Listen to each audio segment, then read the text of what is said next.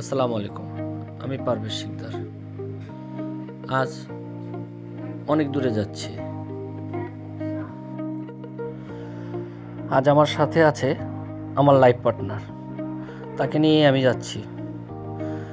আর যেতে যেতে আপনাদের সাথে অনেক কথাই শেয়ার করব। আপনারা আমাদের সাথেই থাকুন। চলুন যাওয়া যাক। আজান হয়েছে, আজানের পর আমরা নামাজ পড়লাম। নামাজ পড়ার পরেই আমরা বের হয়ে গেছি। তো এখনো সকাল হয়নি, মানে সূর্য এখনো ওঠার অনেক বাকি আছে। তা আমরা এখনো এটা শনি আখড়া অতিক্রম করেছি। আর কিছুক্ষণের মধ্যেই আমরা ফ্লাইওভারে উঠবো, হানি ফ্লাইওভারে উঠবো। সকালটা অনেকই ঠান্ডা, প্রচণ্ড ঠান্ডা।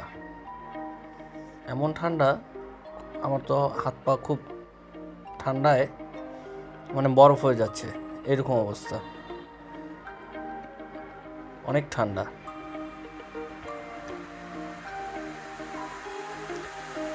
আপনারা যদি এই সময় কেউ বাইক নিয়ে বের হন, তাহলে ঠান্ডার কাপড় অবশ্যই নিয়ে বের হবেন। খুবই ঠান্ডার কাপড় খুবই দরকার। আমরাও মোটামুটি ঠান্ডা কাপড় পরেই বের হয়েছি। অনেক ঠান্ডা। গাড়ির তেমন একটা চাপ নেই,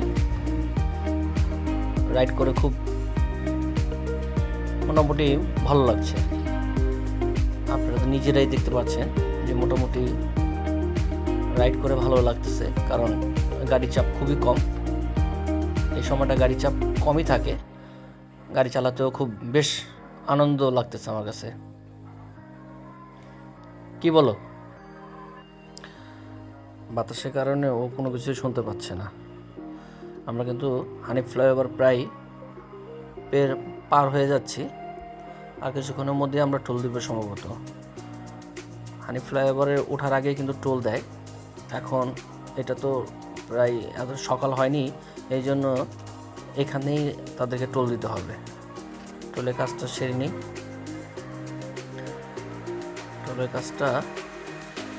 টোল দিয়ে দিলাম ইতিমধ্যে। চলেন যাওয়া যাক। আমরা এখন টিএসসি হয়ে এদিকে এলিফ্যান্ট হয়ে নিউ মার্কেট হয়ে গাবতলী হয়ে চলে যাব। আমি বেশিক্ষণ এটা লং টাইম করব না, যেতে যেতে আর কি দেখাবো। জি, সকাল হয়ে গেছে, সূর্য মামার এখনো দেখা পাইনি। কুয়াশা দেখছেন? এখন কুয়াশা দেখা যাচ্ছে, অনেক কুয়াশা। এখন এত ঘন্টা ছিল না। আমরা কিন্তু এখন মানিকগঞ্জ পার হয়ে আরিচার ভিতরে চলে আসছি। সামনে কিন্তু আরিচা। এখন কিন্তু আমরা ফেরিঘাটে চলে আসছি। ঠিক আছে, এটা হলো আরিচা ফেরিঘাট। আরিচা ফেরিঘাটে চলে আসছি ইতিমধ্যে। সামনে সম্ভবত জিজ্ঞেস করে নিয়ে একে ফেরিতে ওঠার জায়গাটা জিজ্ঞেস করে নিলাম যে কিভাবে উঠতে হবে। উনি আমাকে সাহায্য করলো ফেরিতে ওঠার। সামনে একটা টোল ঘর আছে, ওই টোল ঘরে টোল দিতে হবে। চলুন তাহলে ফেরিতে ওঠার জন্য যে আমাকে টোল পরিশোধ করতে হবে, টোলটা পরিশোধ করে নেই। হ্যাঁ, এটাই টোল ঘর। এখান থেকে আমাকে টিকিট কাটতে হবে ফেরিতে ওঠার জন্য। আমাদেরকে একটা টিকিট কেটে নিলাম আমি, 180 টাকা নিল। রাস্তা পর্বটা আমরা সেরে নিই এখানে। বড় নাম কি? কতদিন আপনি এখানে কাজ করেন? 4 বছর। কেমন এখন তো আর এখানে তো ফেরি ঘাট নাই, ওরকম কি চলে আপনাদের? আচ্ছা, খুব কম। থেকে ডিম নিয়ে নিলাম। ডেলি কটা ফেরি চলে এখানে? সাথে আছে ভাজি। আপনারা ইচ্ছা মতো অনেক কিছুই খেতে পারেন। এখানে মোটামুটি খাবারের মেনু আছে, অনেক কিছুই পাওয়া যায়। আমি দেখলাম ভিতরে যে এখানে তারা মনে হয় এটা, হ্যাঁ, গরু মাংস তারা রেডি করতেছে, এখনো রেডি হয়নি, গরু মাংস রেডি করতেছে। সাথে আছে মাছ, ওই পাশে মাছ আছে, চিংড়ি মাছ আছে, তারপরে আরো বিভিন্ন তরকারি আইটেম দেখা যাচ্ছে, একটা ভাজি আছে, আমরা একটা ডিম, পরোটা এবং ভাজি নিয়ে নিলাম।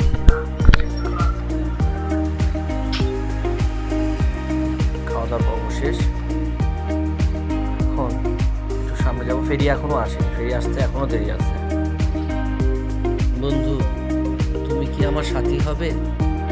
সকালবেলার সূর্য হবে, মধ্য দুপুরের কোকিল হবে, সন্ধ্যা নামলে চাঁদ হবে বন্ধু। একটু অবসরে কবিতার আবৃত্তি করে নিলাম তার সাথে। সামনে অনেকগুলো কবুতর দেখা যাচ্ছে, খুব সুন্দর, খুবই সুন্দর। সকালটা দেখতে এত সুন্দর যে বলার মতো না। কোলাহল নেই, চুপচাপ, শান্ত, খুবই শান্ত। নদীটাও যেমন শান্ত হয়ে আছে। এত সুন্দর সকাল, আর প্রচণ্ড বাতাস, ঠান্ডা বাতাস, খুবই ঠান্ডা, খুবই ঠান্ডা বাতাস। দূরে, অনেক দূরে মাছ ধরার নৌকা দেখা যাচ্ছে, অনেক দূরে। কি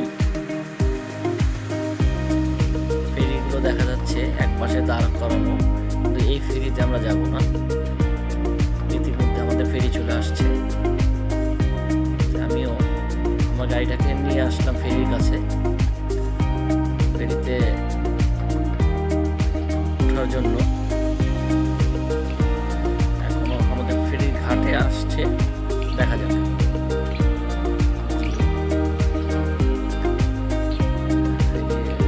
অনেকগুলো গাড়ি উঠে গেছে,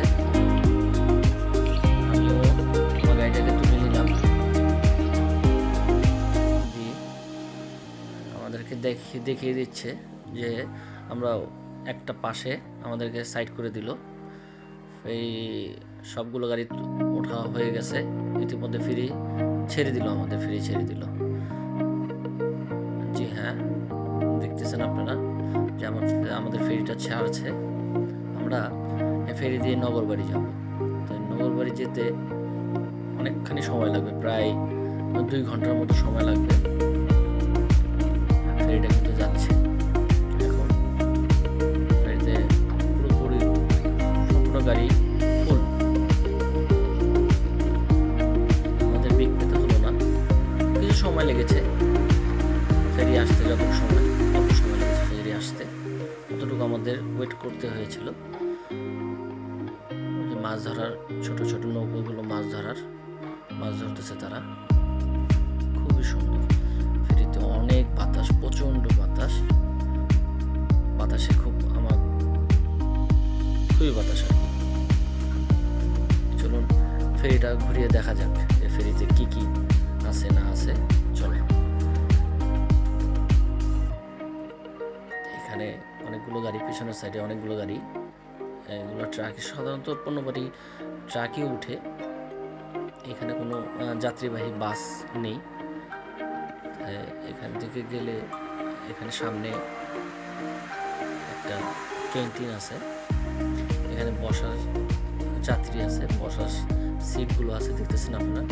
এখন তেমন তো যাত্রী নেই, যাত্রী খুব কম, খুবই নাই বললেই চলে। আমরা কিছু যারা হোন্ডা নিয়ে আসছি তারাই, কিছু মাইক্রোবাস আছে, তাদের যাত্রী আছে।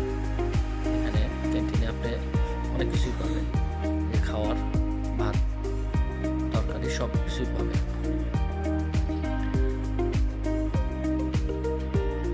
আসলে আগে যখন আমরা নগরবাড়ি বা আরিচা পার হতাম, তখন একুল ওকুল কোনো কিছুই দেখা যেত না। এখন নদী যেন শুকিয়ে যাচ্ছে, ডেজার্ট দিয়ে বালু উত্তোলন করা হচ্ছে।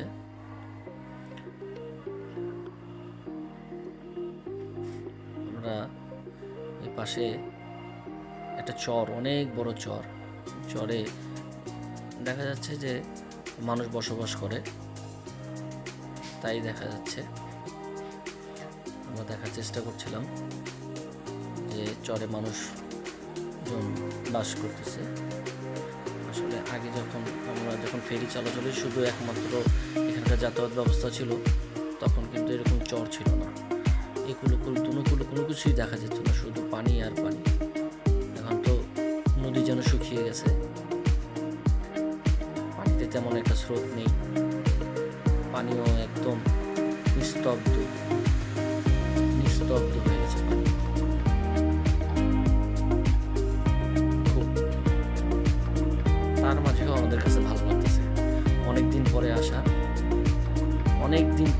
এখানে।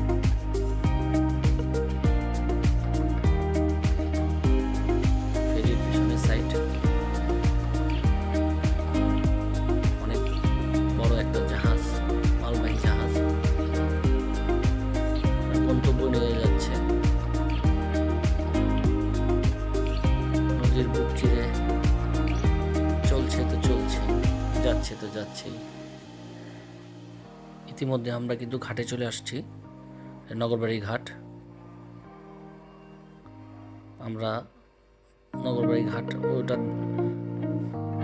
আসলে পার হওয়ার সময় অন করতে পারিনি,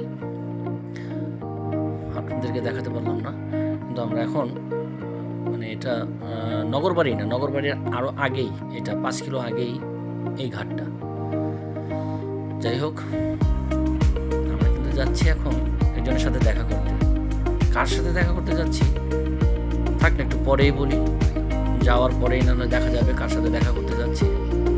ঠিক আছে, চলুন আমার সাথে। এখন আমরা পাবনা জেলার ভিতরে আছি, এটা কিন্তু পাবনা জেলার ভিতরে। ঠিক আছে, আমরা এখন চলে যাব উল্লাপাড়া।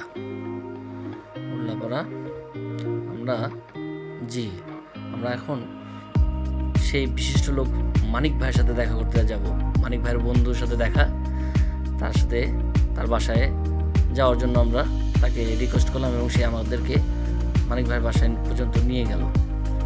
এই যে হলো মানিক ভাইয়ের বাসা। রীতিমতো একটা ফ্যান, আমিও আমার পুরো ফুল ফ্যামিলি একটা ফ্যান।